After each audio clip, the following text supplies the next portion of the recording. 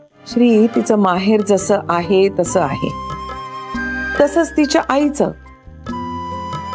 ती तशीच आहे आणि ते जान्हवीला माहित आहे. ती काही नव्यानं वेगळं वागत नाहीये, ज्याचा नव्यानं वेगळा त्रास होईल जान्हवीला.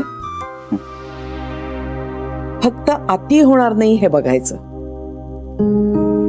आणि शक्यतो सहज वाटेल अशा पद्धतीनं आईचा कमीत कमी संपर्क येऊ द्यायचा. आपण काही इंटेन्शनली करतोय असं नाही वाटतं का? मग बरोबर आहे तुझं.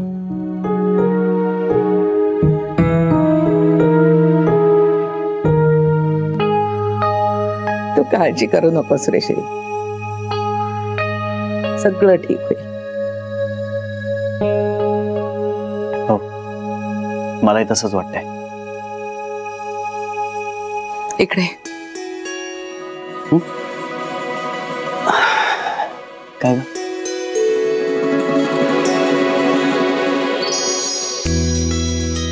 चेहरा बघ कसा झाला होता. आता बरं वाटतंय. येऊ? Good night. Good night.